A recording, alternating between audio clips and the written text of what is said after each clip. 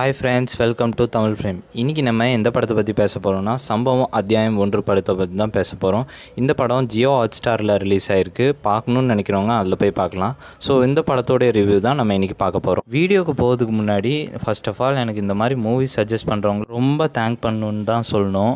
ஏன்னா என் சேனல்லே யமகாதி படத்தோடைய ரிவ்யூ நான் போட்டிருப்பேன். அதுவும் ஒரு சுதன் அண்ணன் வந்து எனக்கு இந்த மூவி சஜஸ்ட் பண்ணாங்க. அதே மாதிரி தான் முத்து அப்படிங்கிற ஒரு புது ஃப்ரெண்டு எனக்கு இந்த மூவி சஜஸ்ட் பண்ணாங்கன்னு தான் சொல்லணும். மூவியோட ஒன்லைன் என்னன்னு கேட்டிங்கன்னா, ஹீரோ ஒரு போலீஸ் ஆஃபீஸராக இருப்பார். பனிஷ்மெண்ட் ட்ரான்ஸ்ஃபருக்காக ஒரு ஊரில் போய் ஜாயின் பண்ணுவார். போகிற வழியில் ஒரு போலீஸ் ஆஃபீஸரை காப்பாற்றுறதுக்காண்டி டீமோட ஃபாரஸ்ட்டில் இறங்குவாங்க. அதுக்கப்புறம் நடந்த சுவாரஸ்யமான சம்பவங்கள் என்னென்ன, எப்படி அந்த டைம் லூப்பில் போய் மாட்டிக்கிறாங்க, அந்த காக்கா சிலைக்கான முக்கியத்துவம் என்னென்ன, கடைசியாக ஹீரோ அந்த காட்டிலேருந்து தப்பிச்சாரா இல்லையான்னு தான் இந்த படத்தோடைய மீதி கதை. படத்தை ஸ்டார்டிங்லேருந்தே நீங்கள் பார்க்க ஆரம்பிச்சிட்டிங்கன்னா எந்த இடத்துலையுமே நீங்கள் ஸ்டாப் பண்ணாமல் ஃபுல் எண்டிங் வரைக்கும் தான் இந்த படத்தை நீங்கள் பார்த்தே ஆகணும். ஏன்னா இந்த படத்தோட கதை அந்த மாதிரி.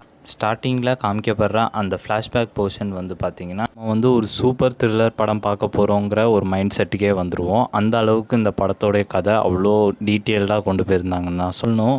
ஒரு சில இடத்துல இந்த கேரக்டர் எதுக்குடா இருக்குன்னு நமக்கு தோணும். ஆனால் அந்த கேரக்டருக்கான டீட்டெயில் கனெக்டே இந்த படத்தில் காமிச்சிருப்பாங்க. அது என்னென்னு நீங்கள் படம் பார்த்தே தெரிஞ்சுக்கோங்க.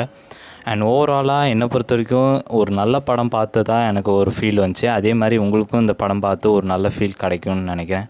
இவங்க எடுத்துக்கிட்ட இந்த கான்செப்டை அவ்வளோ அழகாக நீட்டாக ப்ரெசென்ஸ் பண்ணியிருந்தாங்கன்னு தான் சொல்லணும். இந்த படத்தோடைய கிளைமேக்ஸ் முடிச்ச விதமும் ரொம்ப நல்லா இருந்துச்சு. எனக்கு ரொம்ப பிடிச்சி போச்சுன்னு தான் சொல்லணும். பார்ட் 2க்கான லீடும் இந்த படத்தில் கொடுத்துருக்காங்க.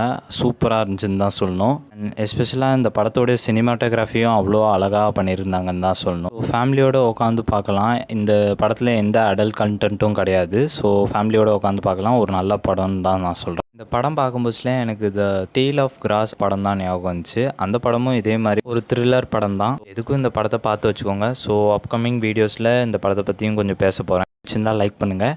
அதே மாதிரி உங்களுக்கு ஏதாச்சும் மூவி எக்ஸ்ப்ளனேஷன் பண்ணணும், ரிவ்யூ பண்ணணுன்னா மறக்காமல் கமெண்ட் பாக்ஸில் கமெண்ட் பண்ணுங்கள். அண்ட் மறக்காமல் நம்ம தமிழ் ஃப்ரேம் சேனலை சப்ஸ்கிரைப் பண்ணுங்கள். முக்கியமாக பெல் ஐக்கானையும் ப்ரெஸ் பண்ணுங்கள்.